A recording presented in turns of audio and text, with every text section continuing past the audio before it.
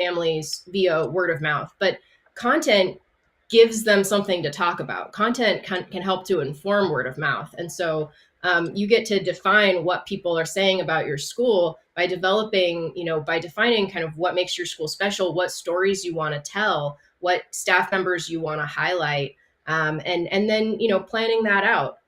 We consistently see that some of the best content is just your people, your staff, your students, your alumni. And so planning ahead to put some profile pieces on social media and on your website can be really effective for driving students. And as we come to the start of the new, a lot of times like the second semester in January, we see that schools sometimes they find it a lot easier to develop those profile pieces by just giving a questionnaire on that first like teacher in service day and just getting them all done ahead of time. That can be a really good tactic because we hear schools, oh, our teachers are so busy, they don't have time to do this in the middle of the school year. So just do it during your training before school starts.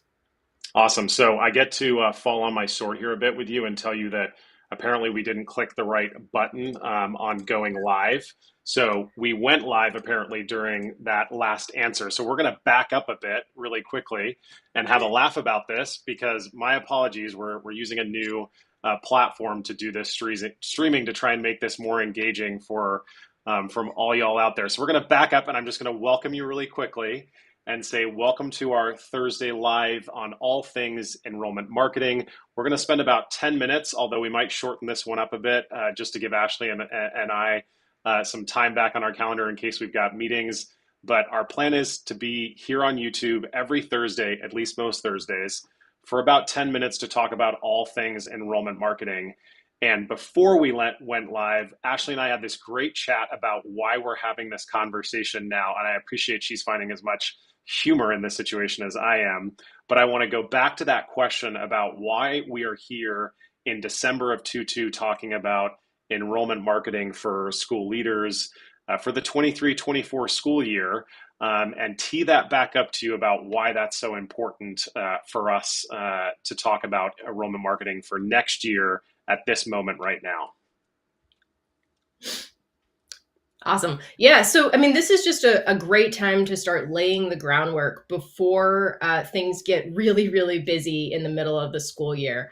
And so, and you can start to, if there's projects like SEO or getting your website in shape, that kind of thing, if you can start that stuff now, you're helping to just lay the groundwork for when enrollment season really does peak. We tend to see that online searches for charter schools are really at a low, at the lowest of the year in November, December. So that means people aren't really looking at your website. So if you've been thinking about website work, it's a great time to do it. But we do see a pretty significant spike in January, and then it stays pretty steady through the spring and then peaks in August. So you don't want to wait to start enrollment marketing in April or May. You're not going to have as much time to gear up for, that big significant spike when people are really looking for schools.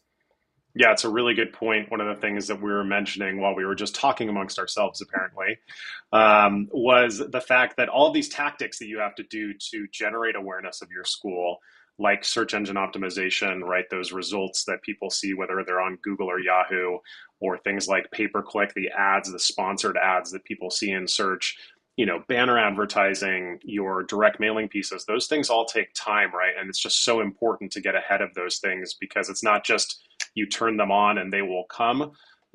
You've got to get approvals, you've got to get assets, all of these things that are important. So it's just a really important time for schools to be thinking about getting started and thinking about enrollment for next year.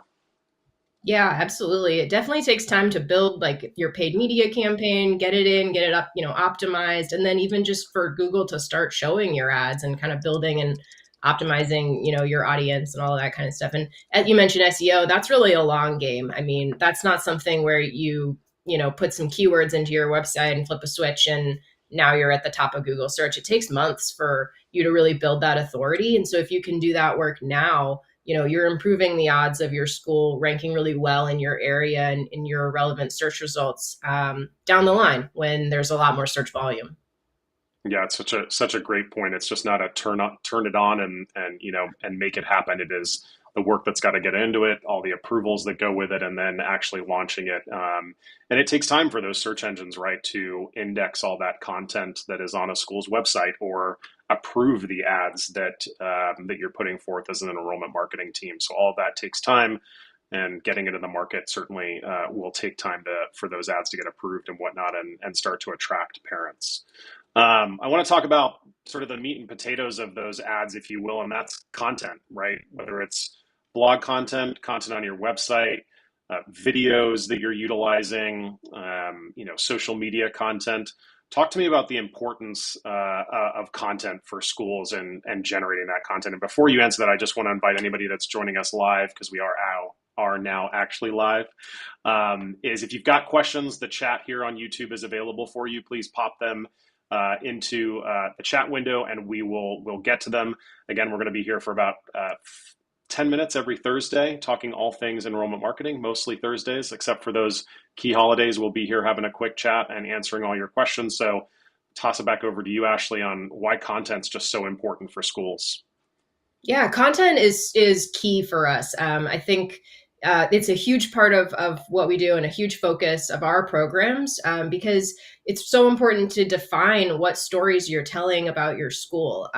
We hear schools talk about, well, I get most of my families from word of mouth, but when you define the stories that you're going to tell about your school and you start putting those stories out there and you start putting content out there, you get to kind of define what people are saying about your school, and have some input into, that word of mouth. And so we always start with looking for themes. What are the kind of the key differentiators about your school? We like to sit down. It could be a good time for schools to sit down with their leadership and other stakeholders, teachers, your board, look at your mission statement and talk to your community, and just kind of what makes our school special, what differentiates us, why did our families choose our school? And then, you can build that into your content plans for the new year, and start to tell those stories on social media and on your website.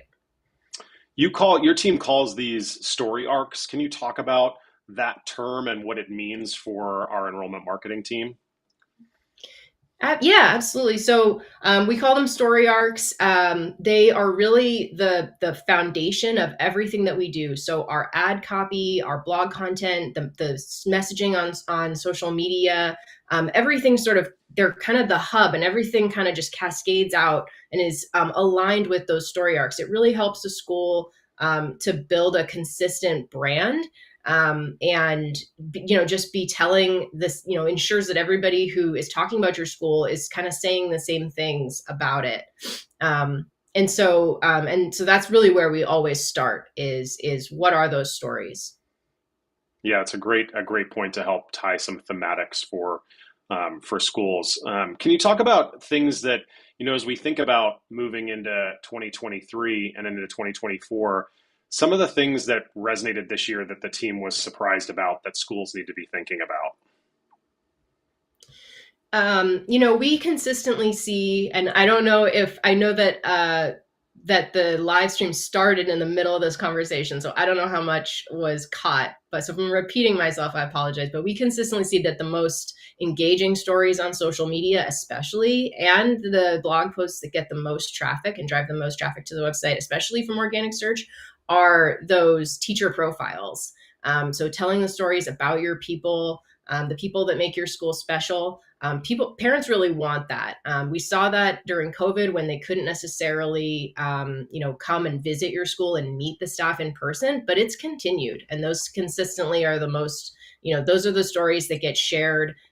People love to see people they know in the spotlight. And so, and parents want to know, who's going to be teaching their kids, and then alumni, and student profiles as well. Great. That's such a good insight of just what content schools have got to be thinking about building for the future. And certainly as you think about, teacher retention and hiring, as a part of that process on the teacher retention side, that's one small tactic I think that schools can utilize, is to, really talk about the impact that their teachers have on students and their community and their school. And also on an HR perspective, making sure you're getting answers to these questions as someone is becoming a new member of the team, so that you can build these profiles, and it makes it just easier for the school. Have you seen a school or an example out there from the 40 or 50 schools that your team worked with this year, on someone that's like made that an important part of the process, or how they've made that easier for themselves to build story arcs around teachers? Yeah, yeah. Something that one of our schools did that was really smart was, because we hear a lot, well, our teachers are so busy, they don't really have time to answer these questions, or if we're getting started later, they may be on break in the summer, and then they don't want to, send those interviews out. So if you can do it early, if you have like a teacher in service training day or something like that, and you can just have everybody kind of sit down and answer a few profile questions, not a lot. I mean, we usually do maybe 5 to 10, three to five, even for something short, or have them, film some short videos. I would say, to your earlier question, what are we kind of seeing, in terms of trends, is more and more video content being really effective. And we've seen some schools who just get their teachers on video, and that's a little easier than having them, write out answers. So I would say, getting that started before they're really busy with kids in the classroom, is a really good use of this kind of quieter time in terms of the enrollment rush. Awesome. Such a good insight. All right. We are at our almost 10-minute mark. So let's do one last tip you've got for schools. What's a quick tip from an enrollment marketing perspective that you could tell a school if they're not doing this, or something to improve, a quick little hit to wrap up our day? I think a quick little tip is just a simple interest form. A lot of times I look at school websites, and you see the enroll button or the admissions page, and it's so much text, so much information, and sometimes a really, really long form. You want to make it as easy as possible for families to just start that process, get their foot in the door, get in your enrollment funnel, so that you can follow up with that. And so that's kind of the first thing that we always do on a website, is build just a super simple landing page. Hey, want to learn more? Bare minimum of information asked for on that form, just to get them started, because they may not be ready to give you all of their and their children's information, just to get, when they're just interested in learning about the school. Such a great tip, right? Having a form just to convert that audience that you've got on your website, and then certainly helping you build out future things that you can do from a marketing perspective, like email and the like. Yeah. Great tip. Okay. That's going to wrap us up for this Thursday. We will be back next week on the 8th, 10 a.m. Pacific, 12 p.m. Central, 1 p.m. Eastern Time. We are going to have some additional guests from our enrollment marketing team. We're going to try and potentially have a few school leaders with us during these conversations over the coming weeks. So this is going to be a fun time for all of us. And I promise next week, I will hit the go live button rather than just talk amongst ourselves in this recording. So with that, thanks a lot, Ashley, for your time this week. And I'll see you next Thursday right here again. All right. Thanks, Michael. Thanks, everybody. Bye. Okay, we're off.